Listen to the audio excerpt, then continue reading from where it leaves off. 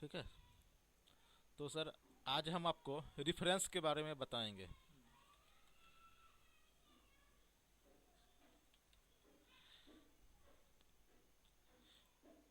Reference का important है बहुत ज़्यादा, क्योंकि बिना उसके तो फार्मूला वगैरह हम सेट कर ही नहीं पाएंगे, बहुत अधिक हो जाएगा।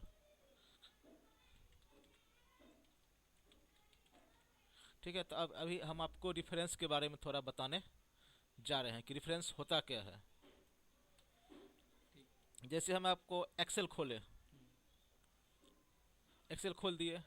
यहाँ पे मान लो बहुत सारे स्टूडेंट का नाम है, जैसे कुछ कुछ भी हो सकता है, जेम्स, रोहित, मनोज, विकास, रीता, सोनी, सूरज, इसका नाम है। यहाँ पे इसका मार्क आया है, फिजिक्स का मार्क, केमिस्ट्री का मार्क, मैथ, और कौन होता है सब्जेक्ट, ज्योग्राफी। मान लो इतना है। यहाँ पे हम कर देते हैं टोटल। यहाँ पे इसका मार्क है, मैं एक मार्क बता लेता हूँ, 25 से लेकर 70 के बीच में।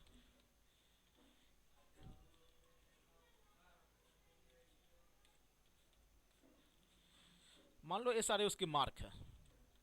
अब हमें इस सारे मार्क को करना है, प्लस करना है। तो एक तो उपाय है ये, प्लस ये, प्लस ये, प्लस ये। अब ये दे दिखा दिया टोटल। हम एक्सेल में इसको कर देते हैं स्वेप, ऐसे, पता है ना फार्मूला। तो जो ये था F2 का जो वैल्यू था, उसने फिजिक्स केमिस्ट्री मैथ का वैल्यू जोड़ लिया जम्स के लिए। उसके आया नीचे, जिसने जोड़ा है रोहित के लिए, उसके नीचे आएगा मनोज के लिए। माना अलग अलग नाम के लिए अपना अपना वैल्यू वो ले रहा है। यहाँ पे आगे कोई नाम नहीं, इसने दे दिया 0। ऐसे ही हमारा परीक्षा का जो जो हमारा एग्जाम होता है, रिजल्ट होता है, उसका कैलकुलेशन इसी बेस पर होगा। अगर इसमें चेक करना है कि ये वैल्यू कहाँ से आया है, तो फार्मूला में जाकर हम करेंगे एक, इसमें ट्रेस ट्रेस प्रोसीजर। ये बता रहा है कि ये वैल्यू यहाँ से आया है। इसका हम चेक इस तरह भी कर दिए, जैसे 5 है, यहाँ पे 8 है, और यहाँ पे 16 है। अगर मान लो हम तीनों वैल्यू को आपस में जोड़ते हैं, इसको, इसको और इसको, और अगर इस पे जाके यहाँ जाके क्लिक करते हैं, तो ये बताता है कि वैल्यू यहाँ से आया है। अब प्लस माइनस जो भी हुआ वो बात अलग है। सेम अगर, अब इसको हटा देते हैं, अगर इसको देखते हैं कि वैल्यू कहाँ कहाँ गया है, तो यहाँ गया है। अगर हम इसमें देते हैं इतना, -3 हो गया। अब फिर इमूव करके फिर हटाएंगे, तो कहेगा ये वैल्यू यहाँ भी यूज हुआ है, यहाँ भी यूज हुआ है। बात रहे समझ। ये सिर्फ एक चेक करने के लिए है। तो इसमें ये जो है फार्मूला, ये रेफरेंस है। रेफरेंस मतलब क्या, जैसे जैसे हम आगे बढ़ते हैं ये भी अपने आप नीचे जाता है, मतलब फिक्स नहीं होता है। फिक्स होगा तो हमें दिक्कत हो जाएगा। इसको कर सकते हैं, एक तो ऐसे कर सकते हैं ड्रैग। दूसरा उपाय है, नहीं, इसे कंट्रोल सी कंट्रोल भी है, लेकिन वो तो कोई नहीं करता है, सब कोई ऐसे ही करते हैं। लेकिन मेरे पास एक और केस आ रहा है, वो केस है दूसरा।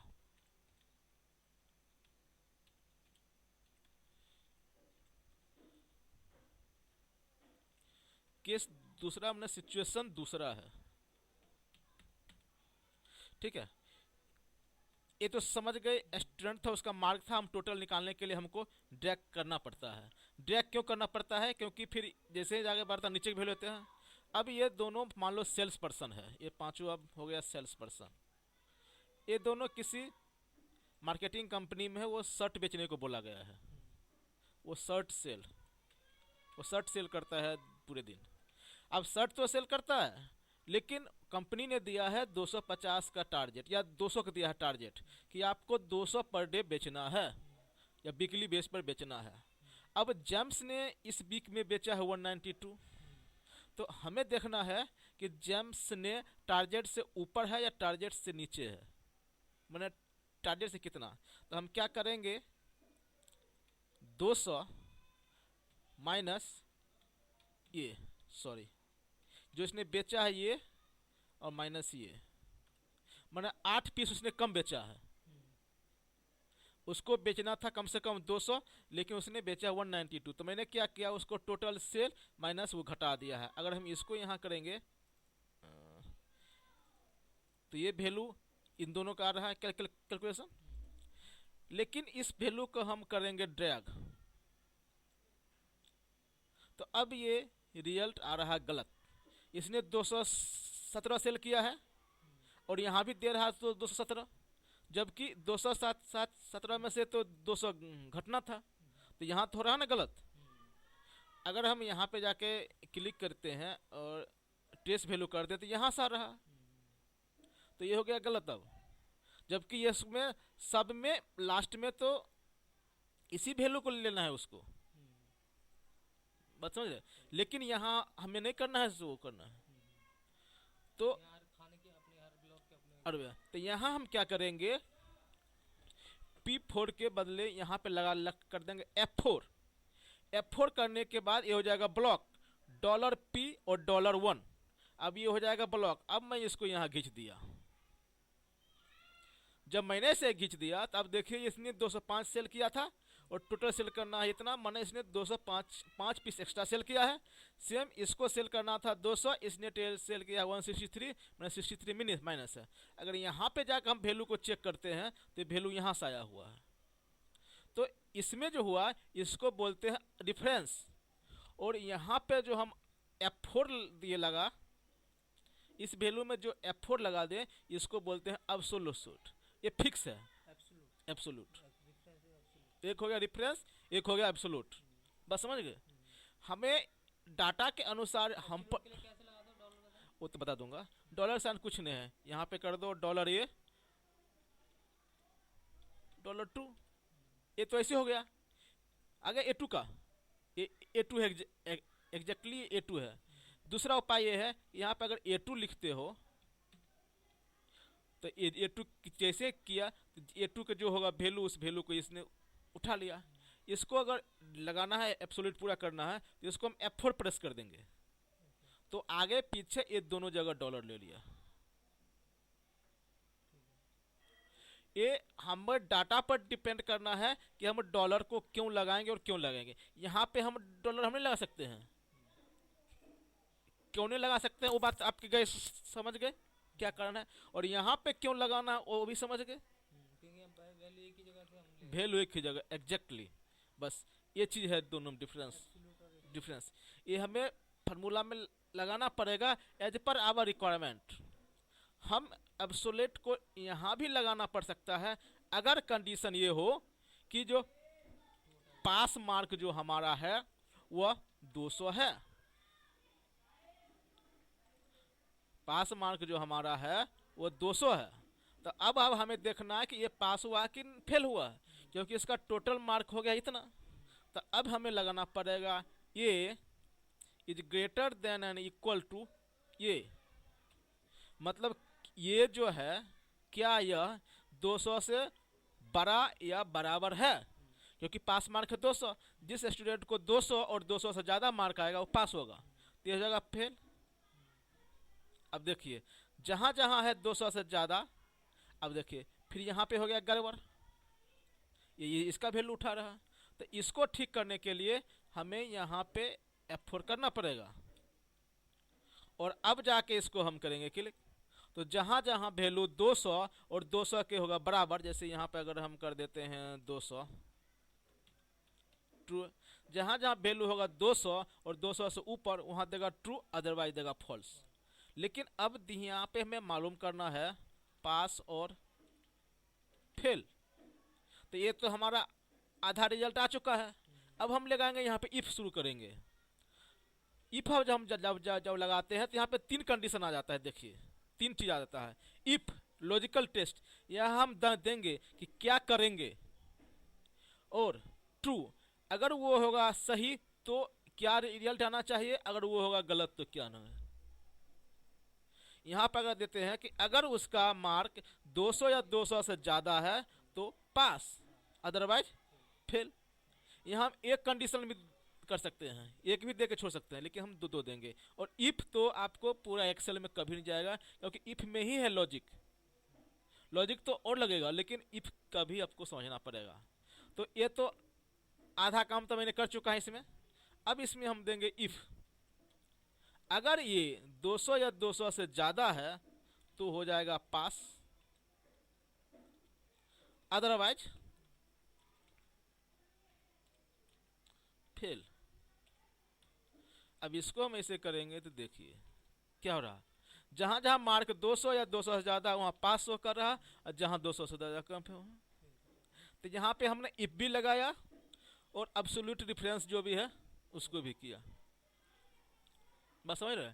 लेकिन जब इसमें जाते हैं तो कहीं भी नहीं है डॉलर, डॉलर कहीं नहीं है।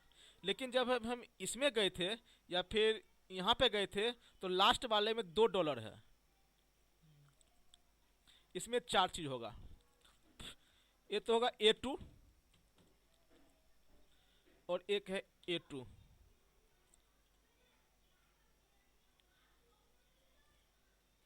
इजकल टू, चाहे हम कर देते हैं A10 A10 A10 और A10।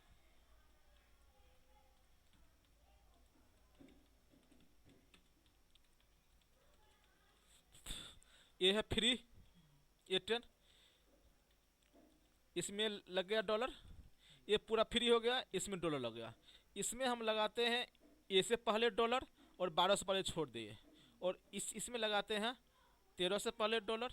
देखिए चारों में कुछ ना कुछ अब आपको डिफरेंस दिखेगा। चारों में यहाँ आपको कुछ ना कुछ डिफरेंस दिखेगा।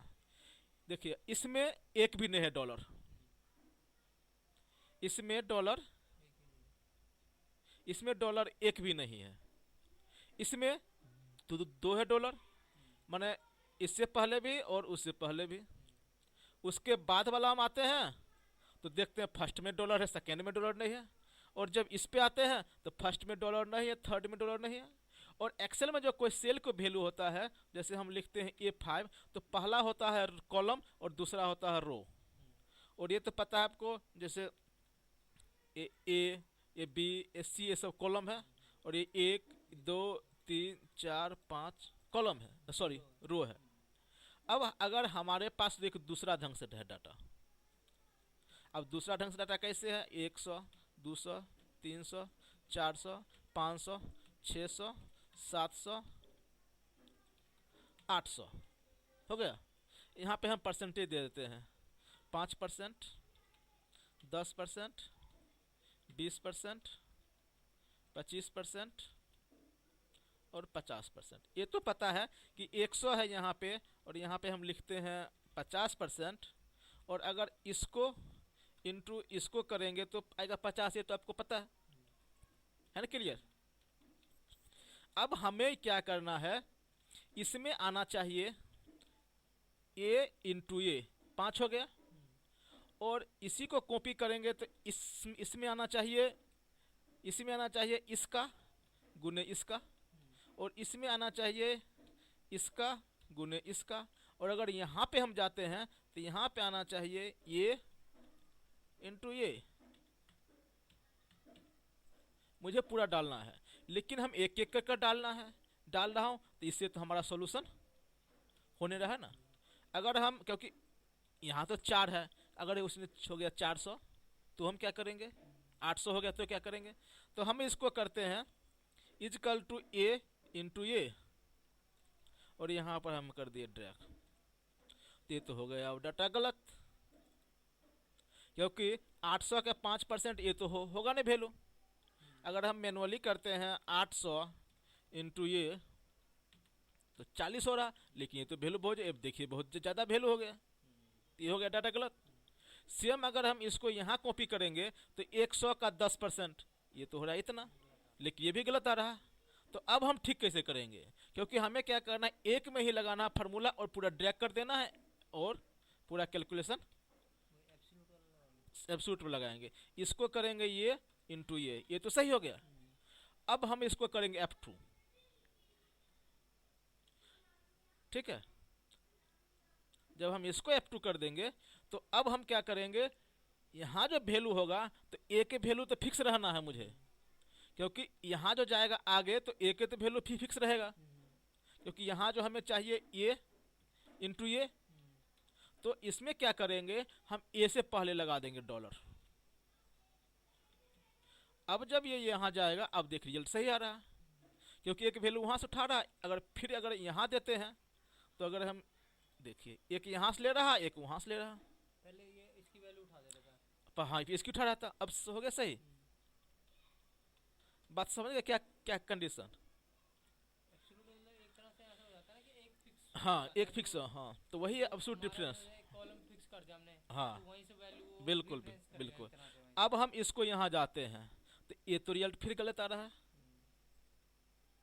इसमें तो होना चाहिए B1 के वैल्यू।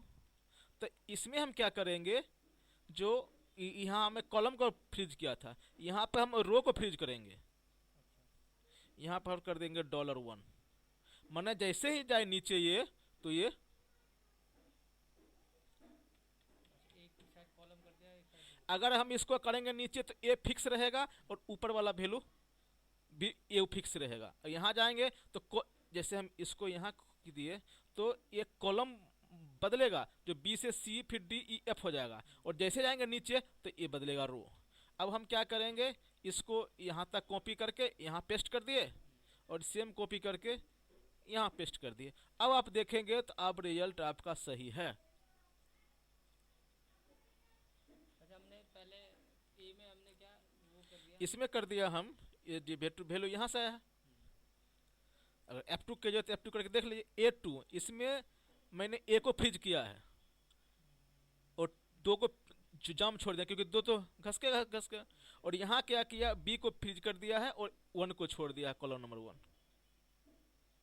मतलब वन को हमने जो कॉलम वन है हाँ उसको हमने वो किया फ्रीज कर दिया, क्योंकि जब अगर इसको हम हटा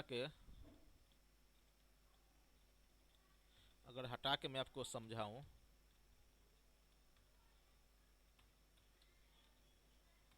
इसको अगर हम यहाँ करते हैं तो यहाँ क्या होना चाहिए वैल्यू, ए इंटू ए। तो अब देखिए वही आ रहा है, क्योंकि ए तो फिक्स है तो यहाँ ए ही रहेगा, और ऊपर वाला तो एक फिक्स रहेगा, मतलब बी तो घसकेगा लेकिन ए को घसक नहीं देगा। तो ये वैल्यू अब हो गया सही।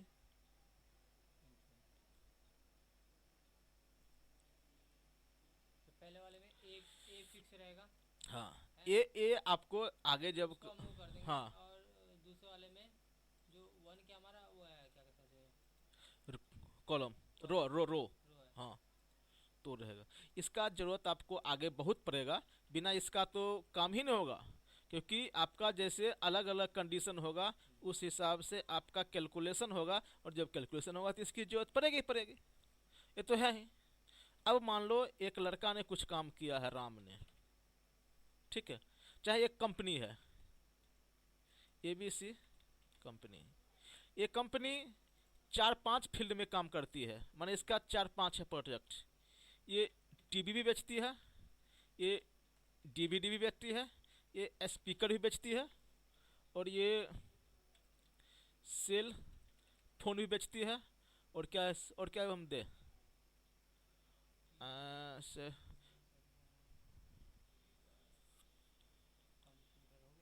कंप्यूटर मान लो। ये कंपनी इतना काम करती है, 5 चीज बेचती है ये दुकान है, कंपनी है। इसमें इसका होगा इस साल का आमदनी इतना, किसने टीवी बेचा, किसने इस बार DD बेचा, ठीक है, और 8800 का 1000 किसने बचा है स्पीकर, और सेल फोन इसने इतना का बेचा है, और कंप्यूटर इसने इतने रुपया का बेचा है।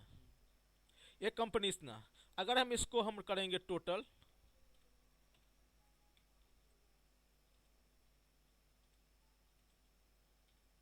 तो हम देखेंगे ये टोटल कंपनी ने इतना का सेल किया है टोटल। लेकिन अब हमें जानना है कि टीवी का इसमें हिस्सेदारी क्या है, कितना % इसने टीवी को सेल किया है। तो यहां हम देंगे परसेंटेज कंट्रीब्यूशन, बात समझ रहे हैं, परसेंटेज के कंट्रीब्यूशन कितना करेंगे, तो परसेंटेज कंट्रीब्यूशन क्या हो, ए बाई ए, और इसके बाद हम परसेंटेज पे मार्क लगा देंगे, माने इसका टोटल का लगभग 10% इसने, और अगर यहाँ पे अगर हम 2 बार नंबरिंग कर देंगे 9.5, मैंने टोटल का 9.5% है, मैंने टोटल जो अमाउंट है उसमें टीवी के हिस्सेदारी इसने इतना कंपनी ने बिजनेस किया है। अब इसको हम कर देंगे ड्रैग, लेकिन जैसे ही ड्रैग किया ये वैल्यू हो गया गलत। अब वैल्यू गलत क्यों होगा, अब यहाँ पे क्लिक करके अगर फिर से हम इसको हम ट्रेस करेंगे, देखिए ये तो चला गया आगे, जबकि इसको तो हर हमेशा में इसको इस वैल्यू को उठाना है, यहाँ के वैल्यू तो बदलेगा, लेकिन इसको फ्रीज कॉलम नहीं, यहाँ पूरा सेल ही फ्रीज करना पड़ेगा, यहाँ तो पूरा सेल ही फ्रीज करना पड़ेगा, यहाँ पे पूरा सेल ही फ्रीज करना पड़ेगा, इसके नीचे होगा। अच्छा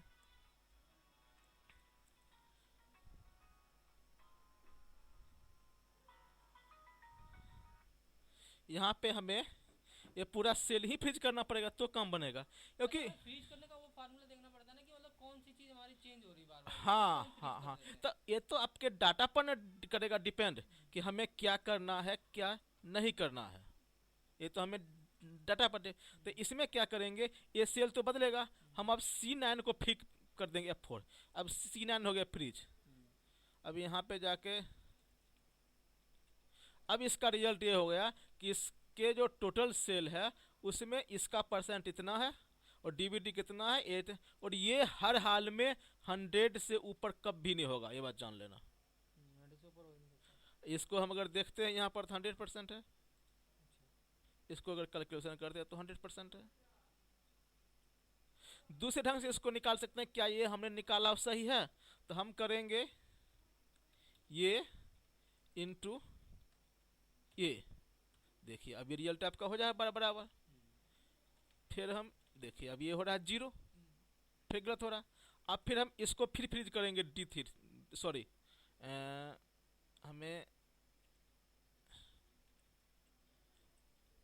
यहाँ पे C9 को फ्रीज करना पड़ेगा। अब देखिए जो वैल्यू था कैलकुलेट वो वैल्यू वही वैल्यू आ रहा है। कहने का मतलब है, अगर कोई कहे कि मुझे मेरा परीक्षा में टोटल मेरे जो एग्जाम दिया उसमें 500 था टोटल और मेरा 64% आया, तो हमें कितना मार्क आया, तो इतना इंटू 64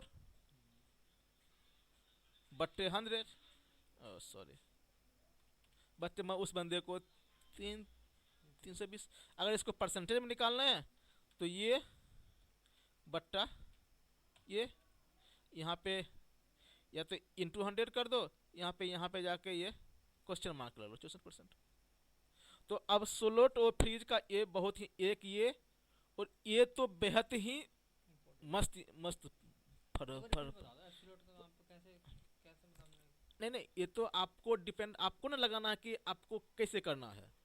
वो तो जब हम कोई एग्जाम्पल देंगे, कोई वर्क जो हम कोई फार्मूला देंगे या कोई हम काम देंगे तो आप लगाओगे ना कि कैसे लगाना है, लेकिन क्यों लगाया जाता है ये तो क्या नहीं समझ आपकी यहाँ पे।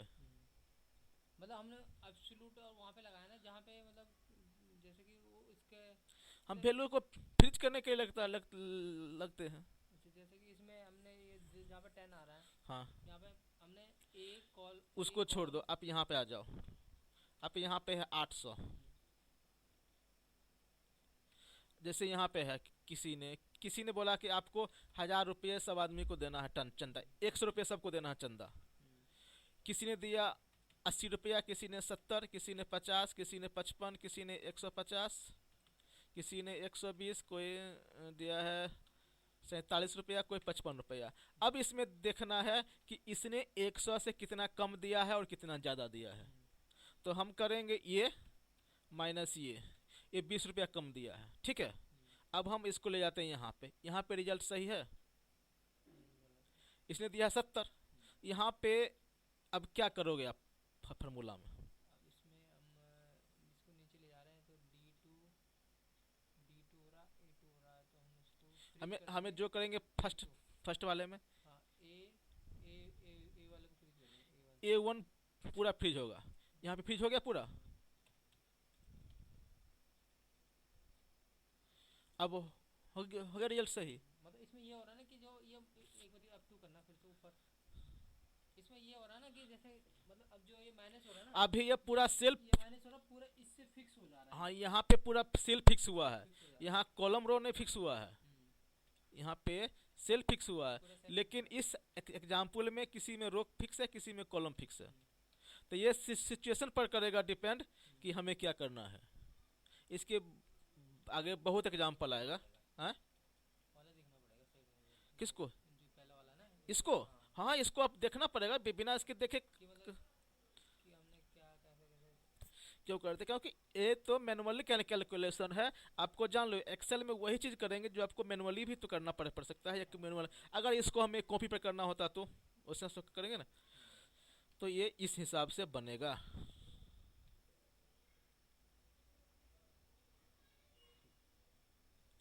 बात समझ रहे क्यों हो गया, कैसे हो गया। तो आज के लिए हम इतना ही रहने देते हैं ना। इसको नाम भी वही दे देना, एब्सोल्यूट डिफरेंस। उसका ना जो एबीआई फाइल होगी ना, हाँ? एबीआई फाइल होगी ना, उसका एब्सोल्यूट डिफरेंस